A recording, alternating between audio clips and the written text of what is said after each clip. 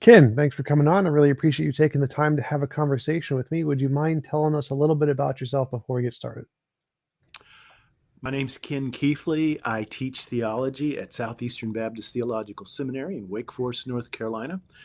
I also direct the L. Russ Bush Center for Faith and Culture, which is a center located on the campus of the seminary. I've been teaching here at Southeastern since 2006. Been a professor for, I guess, going on about 25 years now. I was a pastor about 15 years before that.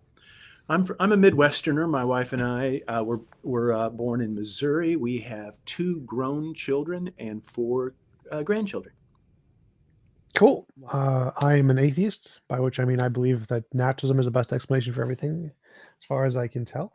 Could you tell me a little bit more about your position? You are Christian theologian, creation, is that correct? Yeah. Well, I am. I'm teaching at a Baptist seminary, and we affirm the Baptist Faith and Message 2000. And I'm a conservative evangelical, so that pretty well will give you an idea. There is a spectrum of positions within both of those confessions, but that gives you a pretty good idea that if we go through the hierarchy or the pyramid, first I would be somebody who would be considered a historic Christian in the apostolic confession sense of the word. The apostolic creed is something that Roman Catholics, Orthodox, and Protestants all can affirm. And then, of course, as I just got through saying, on the Western tradition, so this means that more Augustinian, and from that we would say, okay, I'm Protestant. And then from Protestant, would say, yeah, I'm of the evangelical variety, and from that, I would say I'm a Baptist. And so that gives you an idea. I'm happy to call everyone within the apostolic confession my brothers in Christ, but I do have my convictions and things that I believe. There are things that I will hold to that are unmovable. Those would be the first order items of the apostolic creed. Then there are second order items that I would consider an area of serious disagreement, whether it's with my Roman Catholic brethren or something of that nature. And then there's third order items, things that distinguish various evangelicals. We end up fussing about it all the time, but I consider those to be arguments at the dinner table. So your mic just started popping a little bit there. Like the first part, the introduction was fine, but now there's a little bit of popping in the background. I don't know what happened there. I'm not hearing a popping, so it is an electronic situation? Yes, most likely. Because here, I don't have anything in the room that's popping. Yeah, it's definitely not something in the room. It's definitely got to be something like on the sound card or the mic. Do you have a headset or anything you could put on? Sure. Let me try that. And see if that helps. Here we'll have a buzz. Here we go. Oh, now it sounds perfect. Now it's gone. Okay, good. Wait, good. Oh, no, now it's back. Okay, I don't know. Do you have a speaker mic, like a different speaker? I only have this one speaker that's hooked up to it. I could try one of these others and see if this is affecting it. How's that? Try talking a little bit and see. This is me. I'm trying talking just a little bit. Still popping? Yep, still popping. I don't hear it over my headphones. That's yeah. Let's see. I could, because it's definitely something that's happening from your microphone. I think your microphone is like just shocked a little bit. Well, I can disconnect it and reconnect it. Try that. Yeah, try that.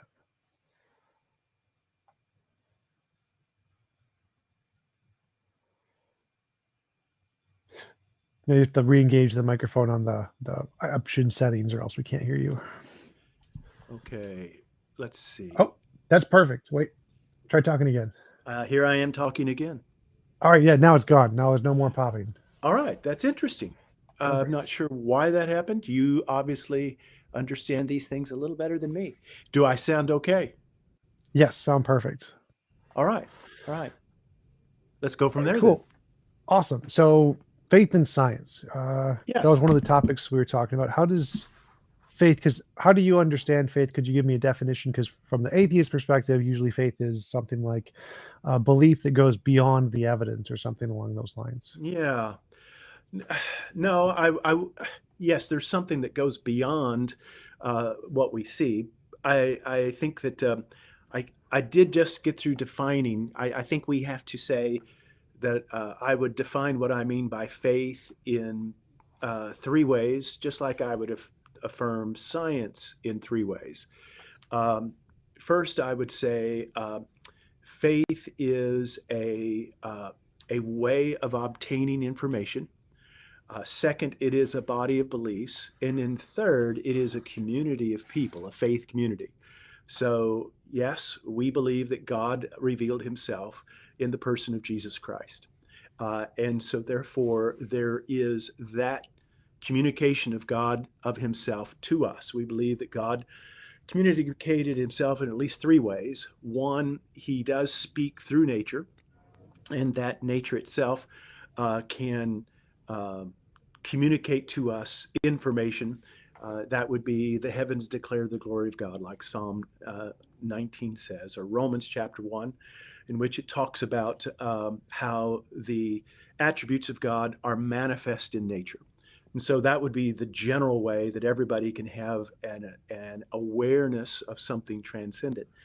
Then we would say that God especially revealed himself in a particular way through the Abrahamic covenant and through the people of Israel, which then culminated in the third way, which would be in the incarnation of Jesus of Nazareth, who we understand to be the second person of the Trinity, became man and dwelt among us, who lived the life that we could not, died a death that was vicarious, rose again from the dead on the third day, ascended to the right hand of the Father, and we believe that one of these days he will come back and set up basically the kingdom that was presented to us from all the way to Genesis to Revelation.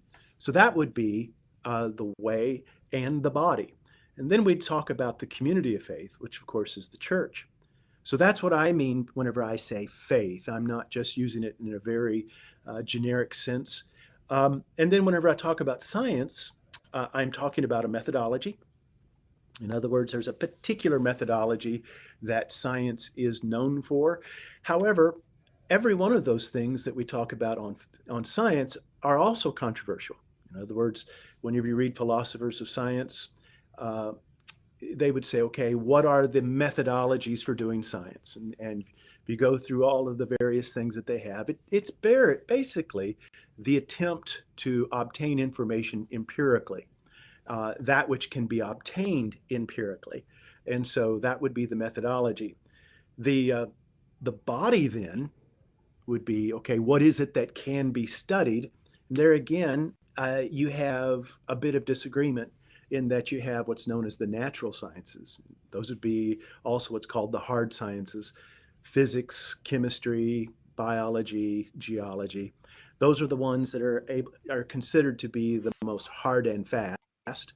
Then you have the social sciences, and everything from anthropology to economics. And then you move on over, and people forget there was a time in which theology was considered the queen of the sciences, up through the medieval period, up until the Enlightenment, I would say. So you have there's always been a debate about what exactly the methodology is, what exactly is the domain, and then science is a community. People forget just what a behemoth science is as an institution. In fact, I think one thing we probably will both agree, Tom, is that scientists are the new priesthood of our culture. That many ways the kind of confidence that people expressed uh, in priest in times past, at a popular level, you'll see them express that kind of confidence often towards science. Science, sort of like the famous line in Breaking Bad where the Aaron Paul character said, "Yeah, science," and he expected Walter White to come through in a way that many people expect, the prophet to come through, the priest to come through nowadays. I think it was Arthur Clarke who said that any technology that's sufficiently advanced uh, is indistinguishable from magic. And so in many ways, at a popular level, people expect science to deliver them the way they expected God to deliver them in the past. Science will be the one that will provide us food. Science will be the one that will provide us protection. Science eventually be that which gives us life beyond these mortal bodies, if you believe the transhumanists. So, um, I would understand faith and science in those three ways. Uh, a way of obtaining knowledge, that body of beliefs, and then the community that is involved in all three. And you started popping again right there at the end. Could you jiggle the microphone with the wire a little bit and see if that fixes it? Does it do anything? Nope. Still try unplug it, plug it back in, and see if that works. Okay.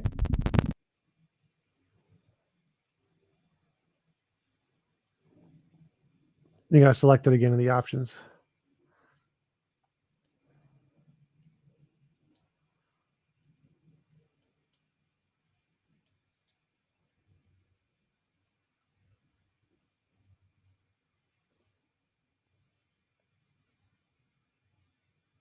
I don't know what's going on here. Let's see. Yep. So Got it it? seems like, yep. So it seems like there's something in your mic that might be broken. You may need to get a new mic, but yeah, every once in a while it just starts. I'm doing sorry like to hear that, because it is a new mic, and I used it in a podcast this morning, and we didn't have that kind of problem. So Yeah, I'm not it quite wasn't. sure. Yeah, it wasn't there when we started either. It was just something that happened recently. I have no idea what's going on, but yeah, I am it's very like having sorry. a slight reverb right at the beginning of your words that's causing like a popping. It's very strange. But Hmm. yeah, it's just Okay. whenever that happens, I'll let you know. You can just unplug it, plug it back in. It should solve the problem. So Okay. my first question is, for me, I obviously don't see faith as a methodology to gain knowledge. I do think science is. I think science is a good methodology. I think that the core of science is it provides us a way to differentiate imagination from reality. Any hypothesis you have, that seems to be what's required for something to count as a way to gain knowledge is can we use this method to show that whatever we are hypothesizing isn't just a figment of our imagination. So why would why should we trust faith as a reliable way to gain knowledge that isn't just a part of our imagination? Yeah, let's go back to your definition. I'm not sure I followed you there. Um, you seem to be stipulating a definition that I would wonder about. I think we just got through agreeing that the Christian faith operates from scriptures. And so if someone is going to try to understand that, there's going to be four things that we have. Christians will engage with scripture. They will also use their minds. They will engage with the tradition, and they will also embrace experience. And so you have what's often called the Wesleyan quadrilateral, where we would use scripture, um, tradition, reason, and experience. I don't see where that would go against what you just got through saying, because we just got through saying what the domain is. Now, if you're going to stipulate that faith automatically doesn't fit into anything that you just got to describe, well, then I guess the conversation's over, because you win by stipulated definition. Um, but if you want to say, okay, what is it that science engages with in the narrow sense? And it is something that is strictly engaged in that which is empirical, correct? Is that what you say? Science is strictly empirical? Well, sure, but so I was asking a more general question there. So Yeah, so if science is empirical, is mathematics science? no, No. So you do place it outside the right. realm of science. So just to clarify, my question is you said faith was a way to gain knowledge, Hmm. and science is also a way to gain knowledge. Now, what makes something a way to gain knowledge is that you can differentiate imagination from reality. And so my question is why would we consider faith a way to gain knowledge like science is? So I'm obviously not saying it is science. And there are other ways to gain knowledge like math and logic, conceptual knowledge. So my question is more specifically, why should we think faith, or what about faith gives us a way to differentiate? Is it just reality from imagination? Like science gives us a way to do that, math gives us a way to do that, logic gives us a way to do that. Does faith give us a way to do that? Yeah. Let's go back again. I think, first off, your definition of, go back again, what you were saying about imagination is different from reality. Is that what you said? Yeah. So knowledge, for something to qualify as knowledge, epistemology is my hypothesis something that corresponds to reality, or is it simply something that I've made up in my head? So is it Yeah. imagination or reality? Yeah. So um, I would affirm the definition of truth that you just gave, that a statement is true to the extent that it corresponds to reality. So, question I would have for you then, is it possible to make an affirmation that is not able to be empirically verified one way or the other? And does that constitute as knowledge on your part? Yes. So there are lots of examples like formal logic systems, Hmm. analytic truths. I'm imagining a unicorn. There are many types of other kinds of knowledge, but all of those kinds also have this feature of they have a way to differentiate. Does it correspond to reality or is it just your imagination? So that's the one key feature that's important to all forms of knowledge, to all forms of epistemology is, can you differentiate? Does this correspond to reality or is it just a figment of your imagination? Yeah, yeah, that's a great question. And I would affirm what you're trying, I think I would affirm most of what you just got through saying. I'm not sure that I would just simply uh, put the say, okay, anything that cannot be affirmed by logic or by some system of trying to understand it, uh, that therefore it is simply imagination, i.e., faith. I'm not sure I'm following that, Tom. Oh, right, But right. So anyway, yeah, I wasn't asserting faith was one of these things. It was a question. I was saying yeah, there's a class of things that we count as legitimate knowledge, math, yeah, logic, science. We count those as legitimate knowledge. And my question is, does faith offer us a way, offer us some epistemic principle that we can use like all these other ones do? So the reason these we accept as knowledge is they have an epistemic principle that gives us a way to show they are not just imaginary. Does faith, I'm not asserting faith as I'm asking you the question, does yeah. faith offer also have some epistemic principle that gives us a way to differentiate, is this just something in people's imagination or can it differentiate between that and reality? Also, I think your mic's popping again. Could you plug it and unplug it? Yeah, I'll give it a try, see if it has.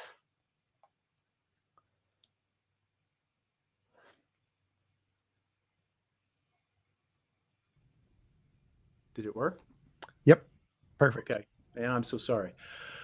Let me go back again because you seem to differentiate faith from mathematics and other realms of human understanding, logic, things of that nature. I and I think that you're saying that things that cannot be demonstrated, therefore this is something that is not real and is imaginary. Is that kind of, and therefore we put that over into the area of faith? Is that what you're saying? Is that No, how no. you're So defining faith? no. So I'm saying anything we come up with, any new methodology, Hmm. it starts as not doesn't work until it's been demonstrated to work. And so we know Hmm. some things have been demonstrated to work. Math, logic, science, those have passed the test of that they're trustworthy now. But anything we Hmm. posit now, whether it's faith or Scientology or phrenology or a new Yeah. science, string theory, all of these things start in this domain of we don't know if they're reliable. And then they have to pass some kind of a test to show to go from they're untrustworthy to trustworthy. And so I'm trying to figure out, does faith pass this test? What does Yeah. faith do that makes it reasonable for us to believe it's on the trustworthy side rather than the untrustworthy side? Yeah. So we started off with the definition of truth as that which corresponds to reality. Then you said that if it works, it's true. Is that what you said? Am I following you there? If it Well, there's passed muster, well, in there's other words, it's some demonstrated to be true. yeah, there has to be some way some epistemic principle to be able to differentiate, does it correspond to reality or does it not correspond to reality? Is it just a figment of our imagination? So there needs to be some kind of a test which it has to pass, or it has to work by demonstrating that this test, Yeah. to be able to show that this is not just a figment of our imagination, to show it does correspond to reality. Because truth and knowing truth are two separate things. Like, there are facts that we just don't know. What are the number of grains of sands in Alpha Centauri? We have no idea. There is a true statement to that question, but we need something that gives us a justification to believe one particular assertion is the truth. And so for Yeah. faith, whatever conclusion faith draws, we need some way to show, is faith a reliable system to get us to truth, or does faith lead to more of just the imaginary false things that aren't truth? And so we need some way to demonstrate that faith is reliable, like math, like logic, like science, in order to put it into that trustworthy category of a reliable way to gain knowledge. Yeah. I think we're still struggling with definitions, because I see, first off, you're using faith in a way that I didn't define it just a minute ago.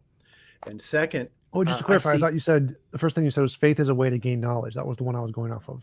yeah, but, and as I was just, then I was getting ready to say, because then you contrasted it with mathematics and everything else. And I'm trying to understand how it is that everything, for example, the laws of logic, like the law of excluded middle or the law of non-contradiction.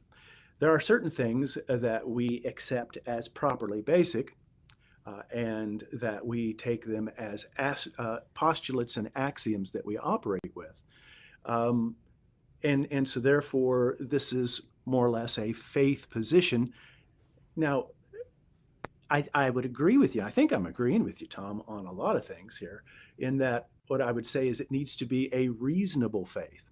In other words, does it actually, in the end, correspond to the picture that we see in the world? And but the idea that only that which is empirically verifiable is that which I will say is true. Um, I mean, are you accepting logical positivism? Is that what you're saying? Are you embracing that? No, no, I didn't Okay, say anything about that. okay. Well, then, so that's the whole point of logical positivism, is that it is either definitional, incorrigible, or empirically verifiable, and if it's not, then it has no basis in reality. And the way I just heard you say that, and I could be misunderstanding. That's why we're having this conversation, so I can get to understand where you're at. I don't know. I don't know any of us that would say, okay, there are not certain assumptions that we're starting with. That happens whether it's Euclid's postulates or anything else. Um, so and so to say, okay, what about faith? And I would say, I'm not just talking about faith as something just merely as an object. I'm talking about the Christian faith. In other words, if you're asking me why do I hold to the Christian faith, I would say, well, it's for these reasons. And they have to do with scripture, they have to do with tradition, they have to do with my personal experience, and they have to do with reason. And so I would argue that the Christian faith is a reasonable faith. But I'll be quick to say it is a faith. So I would be confused when you said logic was faith, because that would be drastically contradicting my view. I would say the reason I trust logic is because I can build a logic tree and follow the premises to the conclusion, and I can test if the structure of logic corresponds to anything in my imagination, to reality, whatever. And so I can test if the logical structure gets me to true conclusions. And if it does, then I have a reason to believe it. So you hold to Aristotelian logic, the laws of logic as a, the law of identity, the law of non-contradiction, non-contradiction, the excluded law of middle. excluded middle. So you would hold those to be true whether or not the universe ever existed? Yes, So they're transcendently true. sort of. I mean, I don't think So, they exist, but yes, they describe things transcendently. okay, you said they were true, so they correspond to reality. Right. So does the word "the sky is blue." That sentence also corresponds to reality. Or dinosaurs existed. That also corresponds to reality. But the language itself, like the words, don't exist anywhere. Like the English words "a dinosaur" didn't exist anywhere. But Yeah, the yeah, but the laws of words. logic are not merely linguistic conceits. You and I are agreeing. I'm agreeing with you Well, that I the think they are. laws. So You don't logic think. is. So you don't think the laws of logic would exist if the universe didn't exist? Yeah, the laws of logic are human languages. Literally, Stanford Encyclopedia, Philosophy, Classical Logic, very first sentence, logic is a formal language. It's a language we use to describe the way reality is. So A So equals you A believe in it is because it works so far. sort of. I'm not, So far. no, I mean, I believe in it because it describes reality. So that's what. So if logic breaks down, would you still believe it's true? No. So I think that, like, for example, quantum mechanics, it's argued that there are non-standard logics that better describe reality. And if that was demonstrated to be the case, then I would uh, supplant Aristotelian logic with the non-standard logics. They would be better descriptors of reality. Yeah. So what does quantum physics do? I'm not a quantum physicist. Maybe you can tell me. My understanding is that quantum physics has some areas that are challenging to us, you and I, as mere mortals. We seem to be running up against a wall where things seem to be both, the cat is both alive and dead until we observe it. Those kinds of very weird things. Um, I guess what I'm trying to understand, see, I think I might have a higher view of logic than you do, because I actually believe that, you know, truth transcends nature. So let me ask you this: are you a materialist or are you a naturalist? Both. So, well, I mean, you don't think that? I mean, there is a difference. There are those who are strictly materialist, and that's a difficulty because they would say, okay, uh, that nothing such as information or the laws of logic are mathematical entities that those things don't exist if they're non-material. And of course, one of the problems is that matter itself seems to be malleable. And so most that I know would not simply settle with being a materialist. They would call themselves a naturalist. They would say that everything can be summed up within nature. So would you call yourself, like, in other words, you would say there are non-material things that are true and real, i.e. the laws of logic. In other words, 2 plus 2 does equal 4. You and I would agree with, uh, the fundamental theorem of arithmetic. We'd agree that really is the fundamental theorem. Um, so from that, we'd say, okay, I mean, that's the cool thing about arithmetic, is that it's abstracted from the material entity that it's adding or subtracting. So are you saying that all of this is simply, I mean, and there's an entire school of pragmatism that would say, okay, these are laws in the sense that we notice that they're regular, and that there are, that it works so far. But and that's, if that's the definition you're working with, I'm fine with that. I just wanted to make sure I knew. Well, as far as I know, like in philosophy, physicalism and naturalism are subsets of one another, so they're like the same thing. I don't think there's any like version of naturalism that entails, or at least not in the classical sense, that entails like abstract truths, because most are like nominalists. So nominalists say there are no universals, abstracts don't exist. Mm-hmm. So those are usually synonyms, and materialism is, it's more like physicalism is typically the like word for like it's just mind stuff. But naturalism and materialism are usually like synonyms. Yeah, there's a lot of guys who do use them as synonyms. Then there are those that are careful to say, well, actually, uh, you know, especially those who are going to deal with things like, as you just mentioned, abstract objects, are symbolic logic, are consciousness, the whole mind-brain question, emergentism, things of that nature. But this is, what we were going to talk about creation and creationism. If there's any questions you had about that. Yeah, I mean, sure. you got Also you could. got the yeah, you got now you know where I'm coming from in faith and science. I do understand uh, these to be two different bodies of knowledge, and I'll respectfully disagree with you. I really do believe I have some type of knowledge in knowing God and knowing Jesus Christ. I do think that that's a real type of knowledge. But I'll agree with you that it's two different ways of approaching things. I'm not disagreeing with that All right. Yeah, and you because mentioned that you said it was properly basic. So if it's a kind of properly basic knowledge, I would understand the kind of argument for you trying to make there.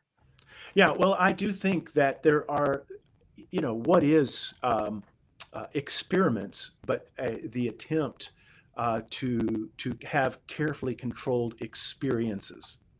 A we learn from experience, and so therefore science then said, okay, let's try to do this very carefully, and let's see if we can make these experiences repeatable. And that's where we come up with experiments where they can be done over and over again. And without a doubt, one of the nice things about science, particularly in the field of physics and chemistry, is that they're able to have something that's very tightly controlled, very highly repeatable, and they're able to have an extremely high confidence that what they have is this is the correct understanding, and that's really sweet. I think we would all agree that science, I mean, I see science as a massive good. I really am very much pro science. Yeah. First, can you? Your mic is doing the thing again. Is it popping again? Okay, I Yep. apologize. Yep. It's all right. And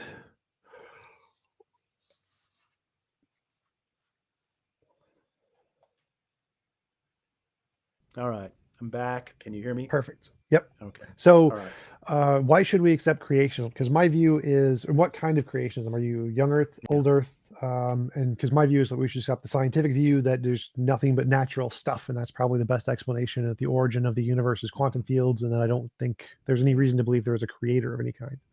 Yeah.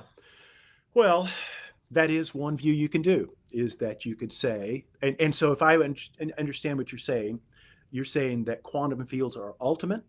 Is that so? That would Yes. be the ultimate reality, and so therefore they're necessary.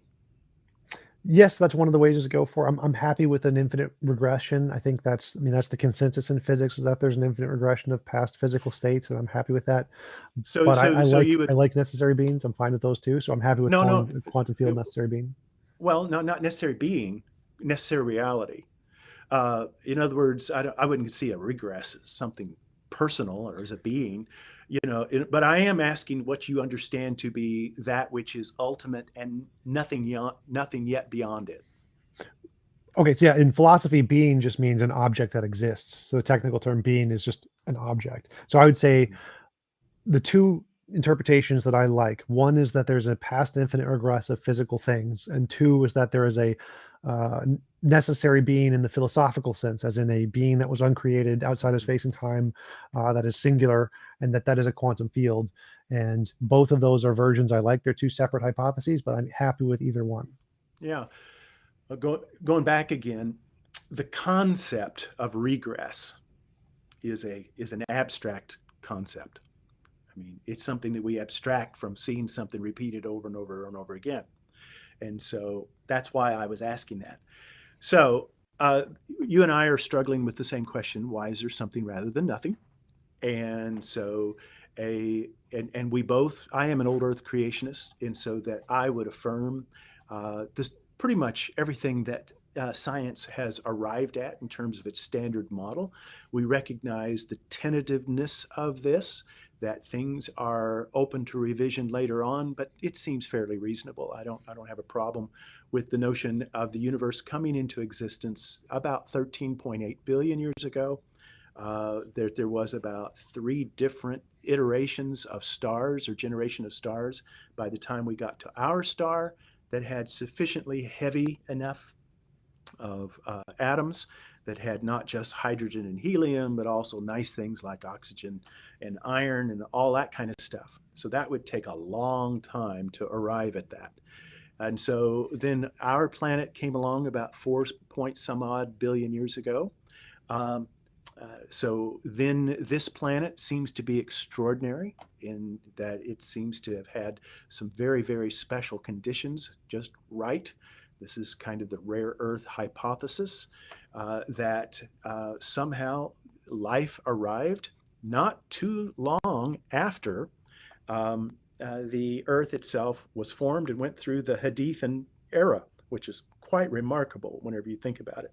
That we then went through a stage of billions of years in which the life on Earth was microbial, one cell type of living.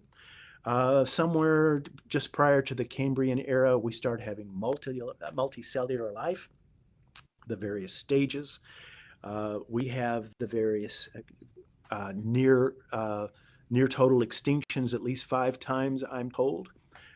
Then we come into these last few million years in which there is the rise of various hominids, that which we would consider to be modern Homo sapiens, humans like you and me, seem to have come around maybe 200,000 years ago. Who knows for sure whenever we say talk about that. Then from that, we have what looks like the rise of cities and agriculture somewhere around 15,000 years ago. So I'm very comfortable with the standard model. I find it to be very compatible with the idea that there is a creator and who called the world into existence. What we're talking about, again, it's the Anselmian definition. God is that which no greater can be conceived. In other words, what is that which is ultimate? What is it? And if you say, okay, it's a quantum field, that's your faith position. You can, because can you prove that there's anything beyond the quantum field? Well, maybe there is. I mean, I'd be interested to hear if you're satisfied with that. That's perfectly fine. But that's one way of looking at it.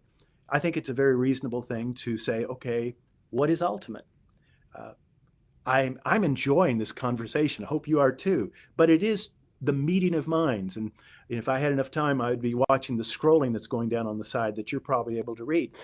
Don't do that. Definitely suggestion. Do not read the chat ever. Never ever read the chat. Yeah, yeah. And so what this, I really do believe that we are having a meeting of the minds. We may not agree at all with what we're saying with each other, but I believe you're a mind, I'm a mind, and it's a remarkable thing that's going on. Now, it's simply a question. Did the quantum material universe give birth to minds, or did a mind give birth to the material universe? And that's where we're starting. That's the whole thing about the doctrine of creation. The doctrine of creation from a Christian perspective says that God created the world out of nothing. This is in contrast to dualism. This is in contrast to pantheism. And it's in contrast to materialism.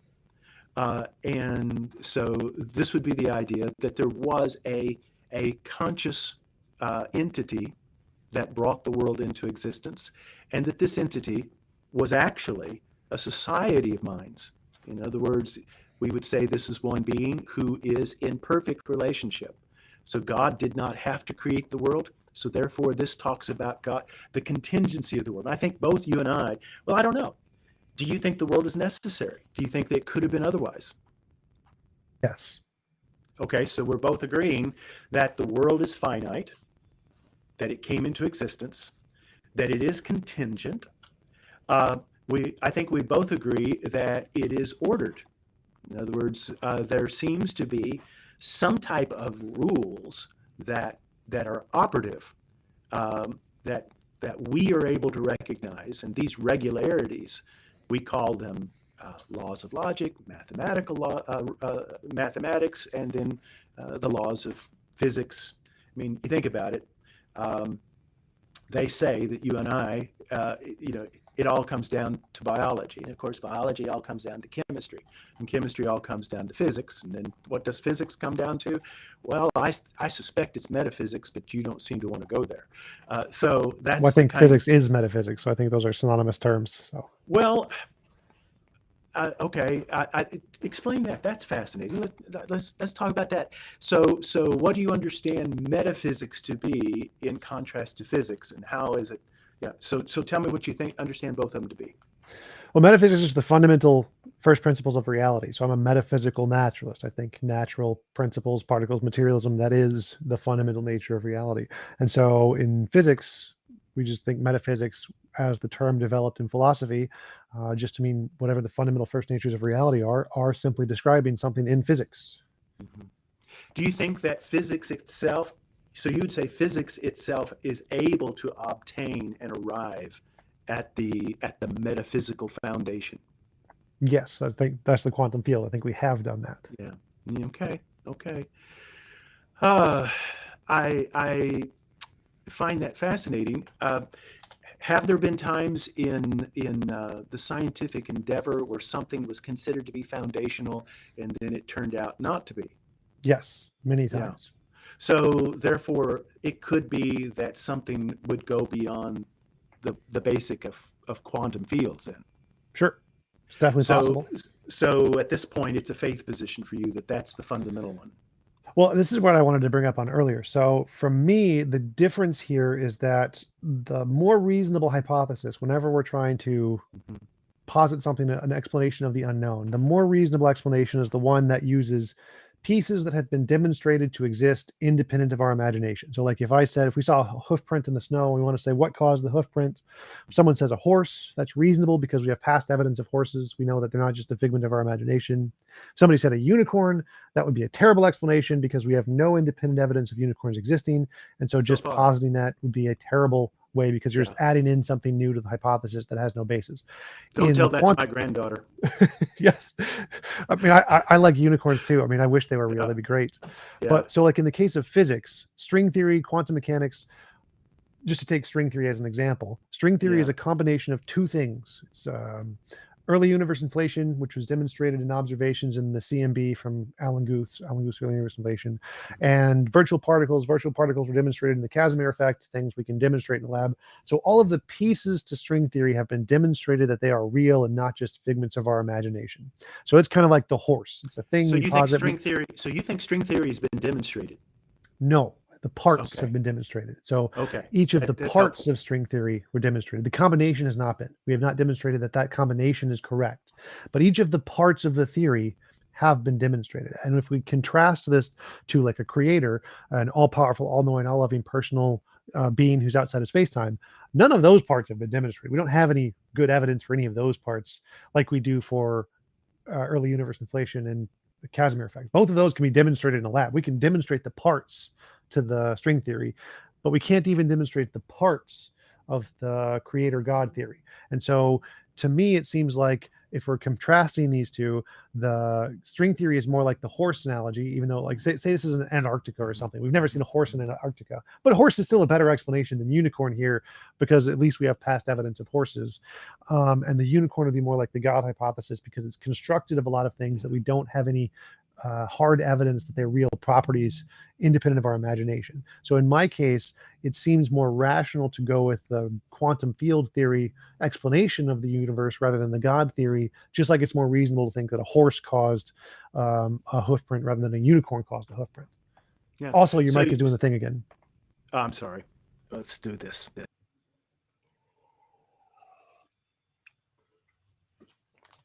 Yeah, someone in the chat posts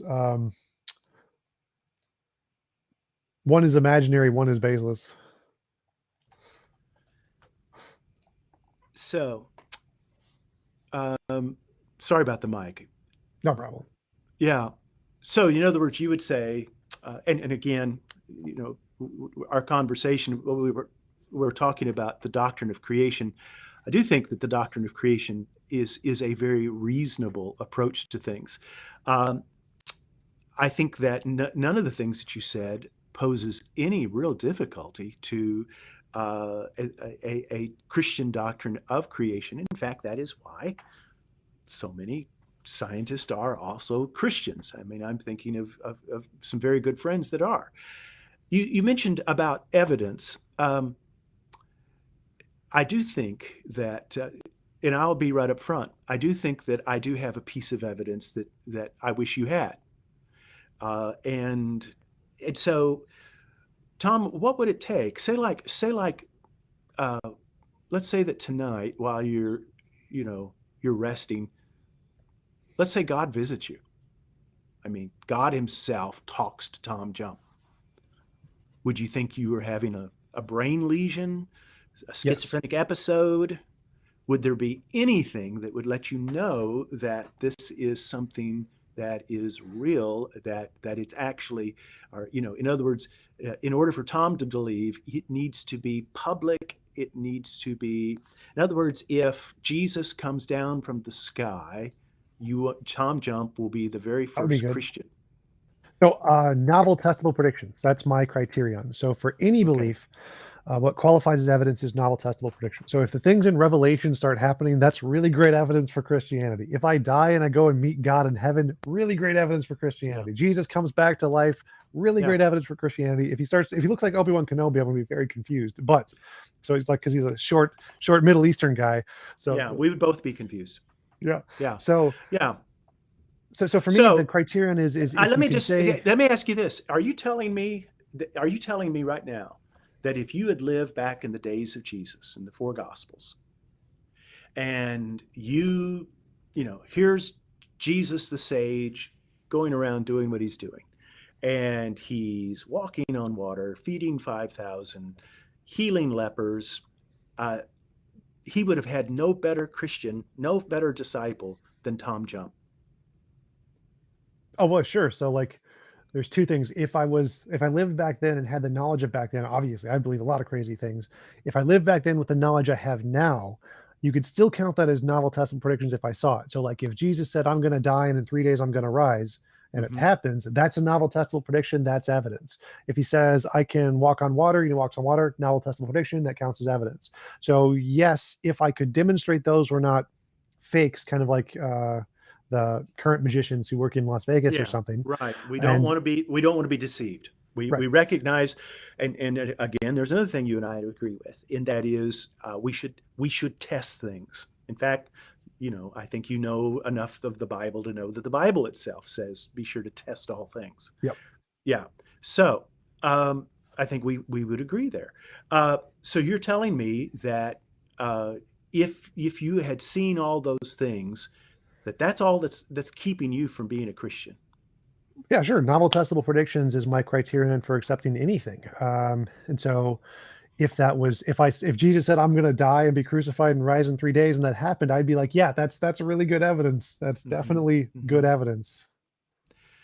Yeah. Can I gently say I doubt that? That I'm not sure I'm convinced. Well, I can understand why you would have that bias, but from mine, like for me, what I consider the best evidence ever presented for a god is from the Yeah, Bhagavad Gita. I'm not questioning God. I'm questioning Tom. No, no, yeah, that's why. So what I consider the best evidence for any god comes Hmm. from the Bhagavad Gita. The Bhagavad Gita predicts the age of the Earth is 4.3 billion years ago. That's within 5%. That's a very good prediction, and it's for me, I consider that to be the best evidence I've ever heard for any god because it's a novel testable prediction. 6,000 years ago, some guys predicted the age of the Earth within 5% accuracy, and so whenever you give novel testable predictions, I count that as evidence. If we started to see this stuff from Revelation, I would definitely start to believe in Christianity. That's pretty reasonable. So it's because my methodology, I have high function autism. My methodology is very strict. If I get novel testable predictions and they work, I believe it, and that's pretty much just a done deal. So if I had a magic 8 ball and you said it's going to predict the next lottery numbers 5 times in a row, and you get the first 3 right, I'm going to believe it. I'm going to be 100% magic 8 ball supporter because it works. That's all I care about. Hmm. Well, and I would, what I would say to you is go for it. Don't, and I would assume the reason you're having these conversations, do you consider yourself to be an evangelistic atheist? I mean, In de you got a facto, program. I mean, you're on a yeah. program.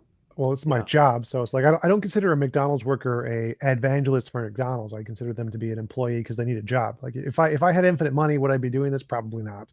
Um, So this is strictly a job for you? yes, so I had major depression, and talking to people via conversations was a way for me to practice human communication skills because I'd never spoke to anybody for like the first 20 something years of my life. Okay. Okay. Fascinating. Well, I'm sorry. Like I said, that's. I mean, I'd love to hear more about that. High functioning autism. So have you? So this is your full time job Yep. doing what you're doing here. Do you do this every day? I do now because I have a volunteer who sets up all my conversations, and he's setting them up once or twice a day. I used to do them like 3 times a week, and he's like, "We're doing them all day." I'm like, "All right." So I take weekends off though. So Okay. So this is your means of income. This is the way that you make your living. yep. I also do donations, so plasma and stool donations. That pays well too. Okay, okay. Um, so this is the Tom Jump Evangelistic Ministries for Atheism. Is Well, it's mostly, I think, because the foundation of my channel is based on my epistemology and my morality, and religion is Yeah. just a good way to contrast the effectiveness of my epistemology. I don't really think it's not about atheism. It's about my specific epistemology and morality. Because I also do a lot of politics, flat Earth, the Bigfoot. So it's not just atheism. Yeah, yeah. Well, you and I would agree on a lot of things here. In that, I do want to have epistemological virtue. I don't believe in Bigfoot, and flat earthers are bizarre. I think we'd probably agree on all of those things. I do find the universe to be filled with wonder and awe. I think science is, like I said, really cool. One of the things that uh, I think one of the things that I was trying to hinting at, um, I really, I have you ever had anything that you would consider to be a religious experience? Yes. So I Okay, used to tell me be about it. Christian. Well, that's what I was wondering where we're headed with this. So tell me about what you give me your testimony of conversion and your testimony of deconversion, and you Sure. can Also, go ahead and be. You're just as is it popping again? yep. And so Okay. while you're fixing that, I will give my story. Oh, My parents are both very religious, Christian, brought up in a Christian household, went to Catholic grade school, Catholic high school. And during that time period, I was very, very devoted to God and Jesus. I had very powerful emotional experiences of believing God and Jesus was there in my life. mhm, And I had all of my hope because I was diagnosed with major depression. So I had this my entire life from very, very early age. So my belief in Christianity was the most important thing in the world to me. Having this mhm, belief that there was this ultimate perfect being who cared about me more than anything in the world and could help me was the most important thing in the world to me. And after years and years of praying every morning, every night for help and not getting it, to help with my depression, I eventually lost the ability to believe there was a perfect being. I hadn't become an atheist. I just hated God more or less because he mhm, wasn't mhm, helping me. And over time, that more became I stopped believing in him. I still wasn't an atheist. I was still just I hadn't researched anything into philosophy at this point. This was sometime like in middle of the high school, 17, 18-year age. I just stopped being able to believe there was such a thing. Like if you pray to a milk carton every day for 20 years, you eventually stop being able to believe it's anything but a milk yeah, carton. And that's what yeah. happened to me. It wasn't until about 6 or 7 years later when I started to research philosophy, when I got into the realm of the new atheism kind of a thing. That's when I started to more move into the atheism camp. But that is my general story of how I started Christian, became an atheist. Okay, fascinating. I get it. I think your story is not that unusual, um, and I sympathize, actually empathize with a lot of what you're saying. I do get it. Um, a God who is all good, all loving, all wise shouldn't. It just seems to make sounds to reason that life should be better for a lot of individuals than what it is if there is the God of the Bible. That seems to be what you're saying, right? Well, yeah, that was my initial reason for um, not being able to believe that prayer or God was meaningful anymore. But that is totally Mhm. separate from like, I didn't have any rational justifications back then. It was just Mhm. purely based on my pain and lack of help. It wasn't Yeah. until I got into the philosophy that was more like, oh, here are the actual reasons why this position is more rational, and here's why we should adopt these kinds of different epistemic values. And so I really didn't do much intellectual introspection back Yeah. then. I was too focused on the depression. So others who have gone through similar journeys and ended up being Christian at the end of the journey rather than being atheist, do you think that they were just deluded, or what do you think's going on there? Well, I think that there are things in life, like if I was praying to God and I got what I needed to cure my depression, I'd be a Christian for the rest of Hmm. my life. Doesn't matter what happened. If I got what I needed to cure my depression, I'd be Christian. And so it happens to be in the case in life that religious experience and specifically community are a lot of the things people need to cure those kinds of ills in life. And churches, specifically religious churches, offer that better Community. more often than like pretty much anybody else. I'm Right. really jealous of that. I want to start an atheist church because I think that the church opportunities of community that are provided from religion are something that's extremely valuable in You human realize that's society. what Julian the Apostate wanted to do. Yeah.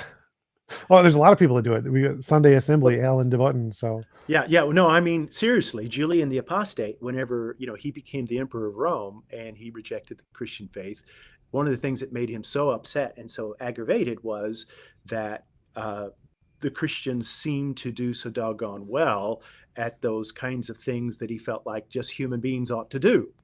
yeah. And yeah, and so why can't we, why can't we apostates have hospitals and charities and you know, I mean, I do understand what you're saying, and I get the bitterness of disappointment. I really, really, really do. And But I wanted I to answer your question. So your yeah, question was, yeah, do I think that people who convert to Christianity after those are deluded? And I'd say no, because I think the reason when they're in those depressed states and they're asking for help and searching for help like I was, they can often find those in church and community. And so they genuinely do find the cure for their depression in the communities from religion. And so it makes sense that they would attribute that to religion. So no, I don't think they're delusional or deluded, or that they had like a experience from an epileptic seizure or something. Which yeah, that's the thing. People do have epilepsy and they are right, religious because of that. But I right, don't think that having a transformative experience that cures you from your depression in some state would make you unjustified in believing yeah, that there's something significant about whatever it is you're doing. yeah. I think you're talking to somebody who was my experience is almost the opposite of yours in that my parents were uh, they were not in church. They were not religious. They had a religious background, but it was my great grandfather who would pick me up and take me to church. Occasionally, I didn't want to go. I would hide from him, go out in the woods whenever he would show up, so I didn't have to go. And uh, then during my teenage years, really got into trouble and um, really made a mess of things. And personally, it's the old fashioned evangelical Billy Graham style evangelistic conversion that was transformative to me. And it wasn't just, I mean, and Tom, I don't know how to say it any other way than I really do. I experienced a personal encounter with Jesus Christ, and it was about as real as I didn't hear an audible voice. I'll admit right up, I didn't see the burning bush. I didn't see him walk on water, but it was a very powerful personal thing. And I know that one should not build their faith just on personal experiences. I understand the limitations of experience, and I understand the limitations of that which is subjective. Having said that, that doesn't mean they're not influential and they're not real, as your testimony and my testimony just got through. You just got through saying just how powerful it was influential upon you to go 20 years begging God to help you, and then nothing happened. I mean, I feel for you. I can't even begin to imagine what a disappointment that would be. Um, there are a number of explanations we could do here. Some of them would be very harsh and cruel, and I'll acknowledge that right up front. I have some Calvinist friends that would have the conclusion that I'm elect and you're not. And so, therefore, the reason why I have this loving, wonderful encounter with God is because God loves me, chose me, and He didn't you. Well, I just want to rush to say I don't agree with that view either. But I just want you to know it's out there, and you know it's out there, and we all know it's out there, and we disagree with it. And in fact, most good Calvinists I know would bristle at that characterization, and as well they should. But there are those yahoos that would say that sort of thing. I really do believe in a reasonable faith. In other words, I think that if you do talk to evangelicals, and obviously you do, we are trying to make sense of something very real and transformative that happened to us. It was real. Does the Christian faith meet that? The fact of the matter is, what the Christian faith tells us, and it fits very well, is that there is something rather than nothing. It is here on a razor's edge. It's very special, the whole idea of fine-tuning. The earth is this remarkable place that is quite beautiful. There does seem to be something quite remarkable that converged together to bring about human beings. It's why I like reading someone like Simon Conway Morris and his discussions of these things. And here we are. There's also something tragically wrong with us. I do believe, and we're the hour is just about done. The next time and I hope there is another time because I've really enjoyed this. I would like for us to talk about you've talked about your epistemology. The next time we get together, let's talk about morality. What constitutes an ethical life? I would really enjoy that. What is the basics of ethics? All of those things, because I really do believe that there are three things that we need to be able to have a life that is the good life. And that is that we need to know the good, we need to know the true, and we need to know the beautiful. And I do want to hear from you. I've appreciated hearing your story. Thank you. Yeah, absolutely. I really appreciate you coming on. And we do have a super chat who wanted to ask you a question. But yeah, definitely have you on again to talk about morality. Okay. So the super chat we have is for both. Isn't God the collection of good beings? Isn't God the greater good? Yeah. Well, what I would say, Anselm's definition of whatever God is, he would say, God is that which no greater can be conceived.